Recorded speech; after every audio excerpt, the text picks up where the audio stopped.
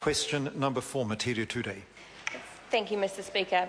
Tēnā koutou katoa I te whare. My question is to the Prime Minister and asks, does he stand by his statement that, quote, "I'm keen to see New Zealanders be able to afford to buy a home," end quote, given that home ownership rates have continued to decline under his watch and home buying is becoming less affordable? The Right Honourable Prime Minister.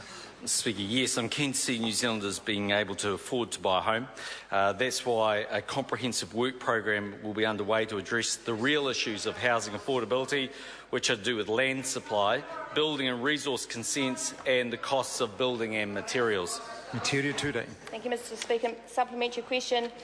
Is the Prime Minister aware that since his government came to office, 7 Resource Management Act amendment bills and 11 local government amendment bills have been put before the House?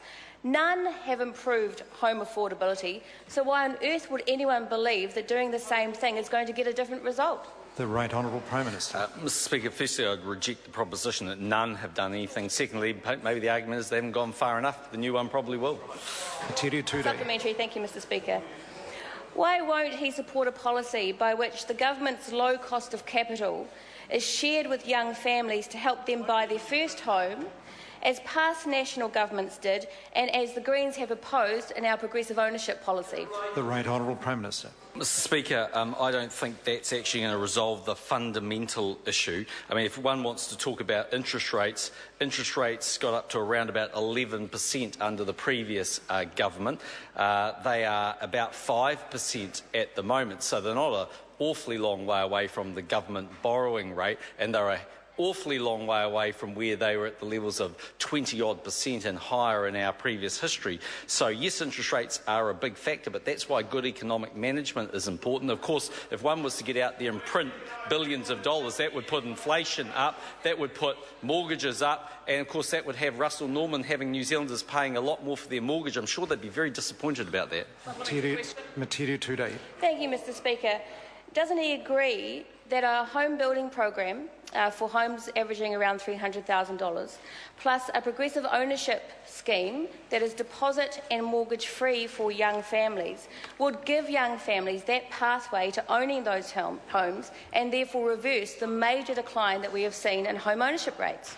The Right Honourable Prime Minister. Mr Speaker, no, but can I congratulate the member for sticking to at least arguing they're going to build a 4-bedroom home in Auckland for $300,000 or less, because Labor are up at $550 now and probably be $750 by next week. Metiria Turei. Thank you, Mr Speaker. Why does the Prime Minister continue to oppose any option that sees the government help kids into safe and secure, stable homes, when that was exactly what the government did when he was a child? The Right Honourable Prime Minister. Well, Mr Speaker, I reject that proposition. The government alone spends $2 billion on accommodations, supplements and support. Louise Upston. Thank you, Mr Speaker. Supplementary question to the Prime Minister. What reports, if any, has he received on alternative policies regarding housing affordability? The Right Honourable Prime Minister. Mr Speaker, I've seen a report of a policy that would use the National Land Transport Fund, interestingly enough, to pay for a rent-to-buy housing scheme. The people who put up this policy seem to be unaware that the funding is collected from road users through fuel excise and road user charges. Paying for houses from the Land Transport Fund would cause serious problems for funding of other things like road maintenance, road policing and, of course, public transport, which I'm sure the Greens would be very concerned about. But oh wait, that's right, it's the Greens policy. Metiria Turei. Thank you, Mr Speaker. Did the Prime Minister listen to Conal Townsend of the Property Council today, who said that there were thousands of available sections in Auckland, but the problem was that private developers could not build affordable housing on them and still meet their profit margins? The Right Honourable Prime Minister. Mr Speaker, no. I have seen reports from the Property Council that say there's probably about 4,000 to 5,000 commercially viable sections available. I have seen reports from Len Brown that there could be 15,000 sections available, although that number is being drilled into rapidly as I speak. Started at 20,000, we're at 15, might be a bit lower. But the interesting thing here, of course, is if the Auckland Spatial Plan is right, then Auckland will need 13,000 new dwellings a year for each of the next 30 years. So even if there's 15,000, it's a year and a bit supply. Metiria Turei. Thank you, Mr Speaker. If the Prime Minister truly believes that building a $300,000 home in Auckland is impossible, as he said, has he never visited his own electorate and taken a look at homes such as those on Hobsonville Road, on Cyril Crescent and Mona Vale that are standalone family homes costing around $300,000? The Right Honourable Prime Minister. Mr Speaker, I have, and I've also seen reports from another member of this House that it's possible to get a four-bedroom home for less than $480,000 at Hobsonville. In fact, actually, yes, there are properties being built in Hobsonville for around $400,000 or less. They are one-person studios at the lowest end, or two, maybe three-bedroom terraced houses on 130 square metres. Actually, the average house price in Auckland is considerably higher than that, of course. Taroa Flavel. Thank you, Mr Speaker. To the Prime Minister, is he satisfied with the progress made in actioning the recommendations of the Productivity Commission and the Auditor-General in relation to affordable housing? The Right Honourable Prime Minister.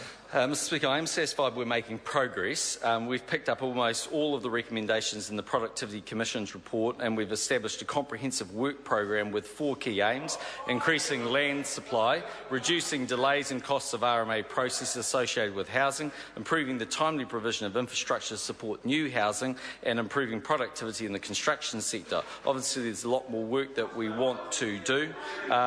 Much with the responsibility of local councils. We've also made changes to Kāinga Whenua to promote housing on multiple owned Maori land, which has included, not the least of them, increasing the income cap from $120,000 per borrower to $160,000 and ensured that trusts are now available or eligible. Metiria Turei. Thank you, Mr Speaker.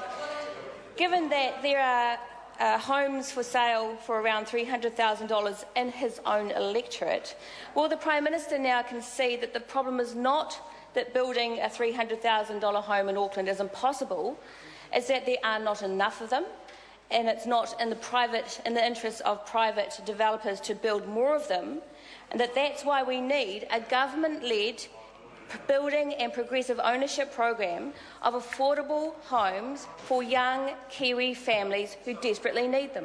The Right Honourable Prime Minister. In relation to the last point, no. In relation to the first point, I've never said you can't buy a house for $300,000 or less in New Zealand. What I've said is it's disingenuous to argue that that is a four-bedroom home. And guess what? As I said yesterday, David Shearer had a road to Damascus, well, actually it was a road to Ponsonby experience, and realised it would cost a lot more than $300,000. Question number 5, the Honourable David Parker. Thank you, Mr Speaker.